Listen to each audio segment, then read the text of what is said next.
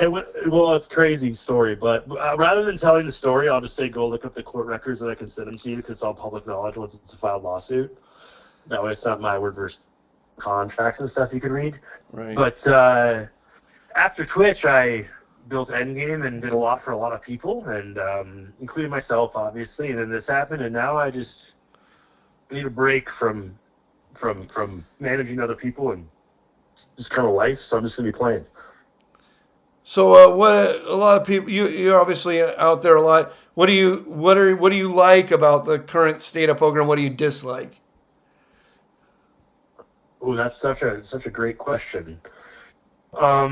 Randomly, this might be one of the only hot takes on this. I kind of like what WPT's doing with their online stuff because like it's just so bad for regs. Right. Like it's hard to have a 15-second break or a 15-second stack however many tables you have up, and that's it for each session because like you just have to go to the bathroom twice and you're kicked out of the table. Okay. So I think that's good, and I also think acting fast and forcing people to act fast online is really good for the game in general because it makes it way harder to cheat, obviously. Right. But I think the current state of like high stakes live stuff that you get to watch, as long as you understand that it's like the best battling the best, and it doesn't work in $1,000 tournament, the World Series. Right. A lot of the time, that stuff's super cool. Like seeing guys play, like I played like 200Ks and 250Ks and stuff live at Triton. Like seeing those kind of buy-ins live with whole cards up and seeing play for that kind of money is really cool. Right.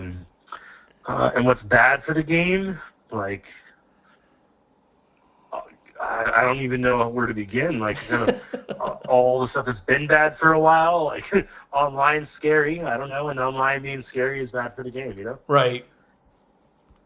So content creation is like really good now. I think people got that dialed down, and there's lots of great streamers that grow the game, and right. lots of great podcasters and shows and stuff, and that's super cool. Right. I mean, when I started Twitch Poker, there was like literally you at Live at the Bike were like the only one that was really doing that. Yeah. Yeah. And I remember flying out there to meet with you guys to talk to you about it, but it's just that stuff's gotten really cool, and that's awesome. Yeah, that was a long time ago. Wow, I remember that. Yeah, it's probably been about that long since I've seen you. I remember when I came down there, I like brought the bank account to play 510. Luckily, that's changed since then. Right. But it was fun. It was fun. So what event are you looking forward to the most right now? Well, I barely played this World Series, so like I used to have the mindset of like play everything all the time, no matter how big, no matter how small, right. Whatever the highest value thing for me to play is that I have to play. And when I won No Limit Hold'em Player of the Year of the World Series, the one year they did it, right. I literally had a day where I like got 7th at a 50K or 8th at a 50K, right, and went and registered a 1K, and I won the 1K. Now I'm like, I've just been through so much the past year and a half that I'm more of the mindset of like when I feel like playing, I should play a lot, right, and work really hard. If I don't feel present and not stressed and like I don't have the ability to give it 110%, I just don't. Right. And right now I'm really excited for either Bahamas or Win. I'm very biased towards Win, even though the prize pools aren't near as big. Right. Because one, I do think the Win 10K, albeit way smaller prize pool, is much softer than a 25K that has a 60 million guarantee. Because everyone that is really good is probably going to fly and play a 25K. And two, playing at the Win and WPT brand and stuff is just like, there's just no issues. Ryan Beauregard's the best. The WPT staff is great. Like it's just a really comfortable place to play. So probably go to the Win in December, but maybe the Bahamas. We'll see how it shakes out and kind of what gets put in front of me, I guess. So whichever one of those. These big tournaments, it seems like these really high stakes tournaments, seems like the players have gotten very, very mechanical, very, very good. They all know they all study the same stuff. Obviously, there are some fish that show up, but I mean, in the super high rollers, sometimes these things don't even go if the right guy doesn't show up. Like how? Yeah. So there's a few different points to what you just made. Right. One is Triton does that businessman / rec a rec/pro invitational. Right. And basically what happens is we get one day of playing with other recs and one day of playing with the super pros, right? Right. As I would call them. And that's cool. That being said, you said everyone's studying the same stuff. I actually disagree with that. Okay. If you go to an event like that and witness it in person, you'll find there's a bunch of little cliques. Yeah. There's like those 6 guys are really good friends, and those 6 guys are really good friends, and those 6 guys are really good friends. There's another random group of guys that are friends, and a couple loners. Because the player pool. I was a loner. Okay. Last time I was at a Triton, and it's those cliques study all the same stuff together. I would say. Right. And pre-solved, to be honest. But on top of that, they will go for it. They're not afraid. Part of their culture is not running away, Yeah, so we had there's lots of tendencies to cultures, I guess. I've definitely played poker with some Brazilians. There was a crew that came through the Commerce. They ended up, a couple of them ended up being big cheaters, but that's another thing, I guess. Well, hey, that is the ecosystem we live in, I think, right? Yeah. That's why I was saying earlier, I don't think a lot of people do, but I really like the really fast to act stuff online now that WPT is doing. Right. I think that's really good for the game.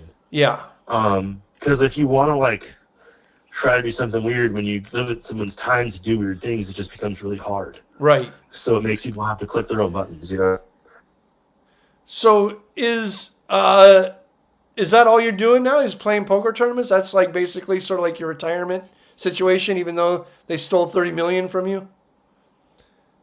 Yeah, way more online cash than tournaments. Okay. Mostly cash online, but live. I just want to be away from all the politics now. I did the private game thing for a few too many years, and it's just not healthy for me and the lifestyle I want to live. Right. So pretty much public tournaments and online cash, and maybe tournaments on Sundays online. But so you play you play online cash at WPT, or where are you playing? Oh, you don't want to say. You don't want to say. Yeah, a little bit there, and some other places. Yeah. So you found some good fish holes to play online poker at? No, I wouldn't even say that. I think poker is really hard now, but I think there's as you said, fish holes. I think there's people that don't know what I would say don't know the rules on every site. Right. It's just about being disciplined and finding your spots, right, and not being greedy. Right. I would say, but no, I play a lot of different places. WPT, I've been playing a lot more there lately, though. Everything from the high stakes setup stuff to whatever the 2, 4, 8 game is that's running, or 5, 10, 20 that's running. Well, that's cool. So we're not going to get this story on how you lost $30 million, or they stole it from you.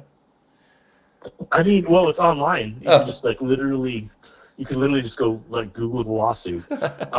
Yeah, so we did influencer for a long time, and they signed another contract and got behind on payments, and then just said, "I don't think we're going to pay you at all." And by I don't think they're going to pay you, they said, "We're not going to pay you." Right. And then they basically said, "We're going to hide in Costa Rica because you can't do anything to us in Costa Rica." And little do they know, you find the right lawyers, you can do stuff in different places, For $30 million, you can find somebody who can do something anywhere. Well, that's a lot more than that too, with all the other. So what are your whatever they want to tack onto it? What are your chances of recovering any of this money? For me, it's actually more about I want to recover the money because I want to pay everyone in full and not whatever. If someone, say an influencer did something with us and they said, "Hey, Scott, I understand the situation and stuff, and you guys got stiff $30 million, so I will take whatever percent of my rate, right? Because I know it's coming out of your pocket, not theirs." I would love to make all those people completely whole. Right. So I'd love to get paid in full or whatever. Now, in terms of chances of recovery, I can just say that I hired a very, very, very prominent law firm that specializes in asset recovery from weird foreign countries. Right. That believes in their ability to get a judgment, which will probably be and then collect on it in their own ways. Okay. That's all I know, and honestly, most importantly, it's just the reputational thing of I did get stiff $30 million, and this is what actually happened, and here's the court's judgment on it. Well, you seem surprisingly even keeled for a guy who got stiff for $30 million. Well, it's not that I could afford to get stiff $30 million because that's no one can do that. Right. But even though I'm not where I was before, I still have food on the table. Right. And if I can get stiff 30 million and still feed myself, I think it's a lot better position than I could ever have imagined I would have had when I was a kid, and just I had no aspirations of anything like this. So So I have to find ways to be grateful. you've played in a lot of these high roller tournaments with, what are considered in a lot of ways to be the best technical poker players in the world. Which ones? Mm-hmm. Which player do you think is the best and why? So this is such a dynamic question. I think it changes a lot. I think there's times when like the German Austrian contingents are like the best, and then I think there's times where like Jason Kuhn and Seth Davies and that group's like the best, and Nick Petrangelo and those guys. And then I think there's times where like some random guy that is just like on his own is just like the best, and I think it shifts very, very quickly. Like every Triton, if you really pay attention and watch whatever the next invitational is or the next main event is, like you'll see if you really pay attention, like significant like theory shifts, because poker is so complicated. Everyone sucks. Yeah. AI is unstoppable and everyone sucks. Right. And those guys that are that good, I think they just understand the fact that they actually suck compared to AI. Right. And they're humble enough, and that's what makes them so good. So I think it changes a lot. I think Jason Kuhn is obviously like one of those guys that like no one's like, oh heck yeah, he's at my table. That's awesome. Right. I think Bruno Volkmann is really, really good. I think Nick Petrangelo and Seth Davies are really good. David Peters is really good because he does things that aren't like necessarily like with the grain sometimes. And So, but really what in a tough spot. tell me about a hand that you played with one of these guys that made you think this guy's really good. This guy is operating on a different level than me. Does that ever happen? That's a really good question. And if I'm totally honest, I want to say no. But it's purely because of ego. Yeah, yeah. So like, Exactly. here's the thing and this is I think what the answer you want to hear. I like that answer. I'm fine with that answer. I don't play those things because I think I'm gonna fucking lose. Right. Like I go there and play those things because I think I belong at that moment in my life. So if I feel like poker is such a mental game, and it's like easy when you're playing a random large field tournament to just be like, I sit down at this table and I'm the best Right. at this table, which is kind of the mindset you have to succeed. Right. You can't sit down and be like, man, these 6 other guys at this table are all better than me. What the fuck am I doing here? So But I mean, there's been times where I've been like owned per se, but like there's like I've never felt like I don't belong there. I wouldn't be there. you can I think cash would always be there too and stuff, you can think you're the best in the game. You can be Isaiah Thomas and think you're the best player in the game, and then Michael Jordan jumps over your fucking head from the free throw line, and you say like, "Oh, there's something I need to figure out here. This is something I was never prepared for. This is something completely different." I wonder, like, I mean, just sort of interested in like these an epiphany type moment. I don't really have situations like that versus other people. I Okay. probably have, and this is again like ego driven, but I probably have more hands in my mind where like I played versus someone that I think is very elite. Right. That I made decisions that I might not have made, say, 2 weeks ago. Right. After studying a bunch, that I was like, fuck, I do belong here. Right. I like these guys are not running me over. I do belong here. Right. Long time ago, there was like, I don't know what series it was, but there was 3 10Ks in a row at PokerGo, Right. and I had no results there, and I final tabled them the first 3 in a row, Right. and I like had like a final table a day for like 4 days straight. Nice. And I played a hand with Sam Soberell, who I think is very, very, very good at poker. Right. Where I was like, fuck it, I have ace high, I don't feel like folding. And it was for all of the chips, and he flipped his heart. I called, and he looked at me in the face and said, I have absolutely nothing. And and walked away. It was after Reg, and it was like he was like for like 5x average early in the tournament, like before the bubble of the tournament. Was crazy. And that was a spot where I probably felt like, okay, I do belong here. I'm not getting murdered as bad as some people might think I am, but there's definitely better people here, So Scott, how much time have you spent studying solver spots, push fold spots, independent chip model spots, and all of these things in your life? Hundreds of hours, thousands of hours?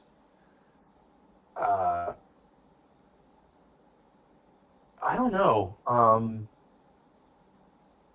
It's definitely it's got to be over 1,000 hours. There's no way it's less than 1,000 hours. So you spent over 1,000 hours studying the highest level of poker, and the one hand that you could come up with. I wouldn't say the highest level of poker. And this is about confidence. It's right. I studied the poker that I needed to study for what I was playing. The highest level of technical poker for what you were doing. Yeah, so like there was times where I was just playing like a bunch of WSOP, like 5Ks and smaller in the main, and what you're studying there is so different than what you're studying versus like the elite, because like versus the elite you have to give them so much more credibility in spots and their decisions than like you do versus Joe from Arkansas. Right. So you spent 1,000 hours on this stuff, the cutting edge. We'll just say the cutting edge of poker information in the modern world. And the hand that you come up with, that instantly pops into your mind to illustrate your great play is a hand where you said, "I have ace high. Fuck you. I don't feel like folding." Literally, and it's not even that it makes it. It's not even that it makes it feel like I played great.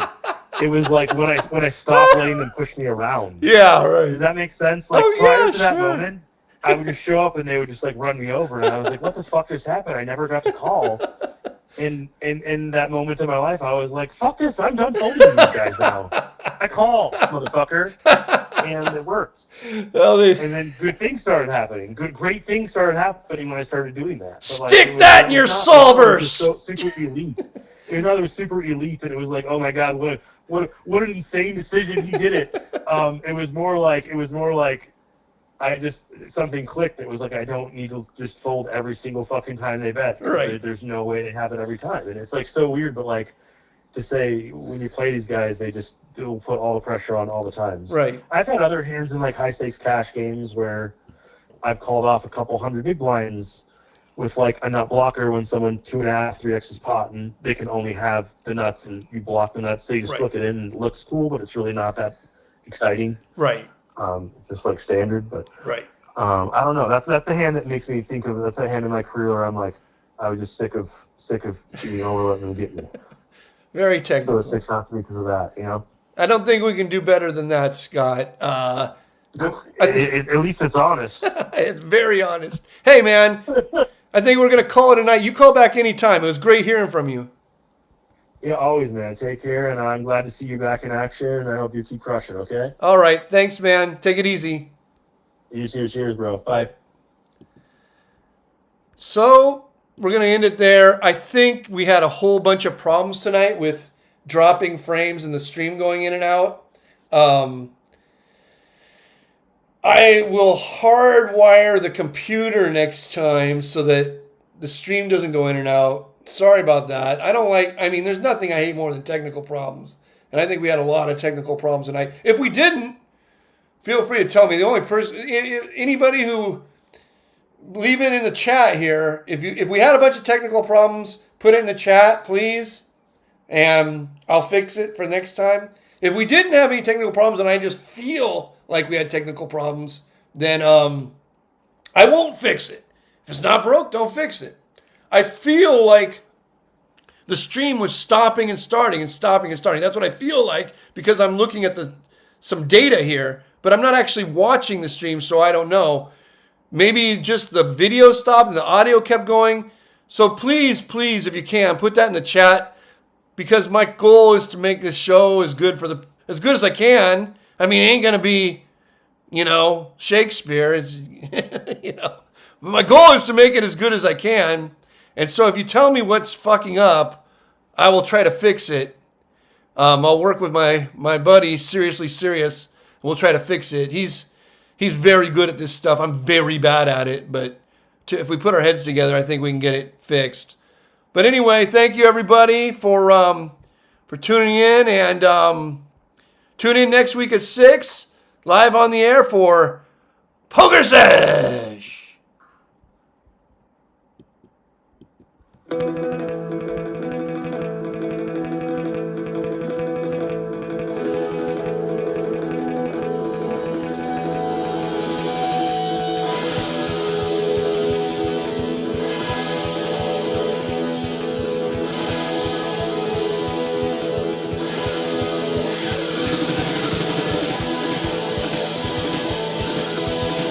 Goodbye.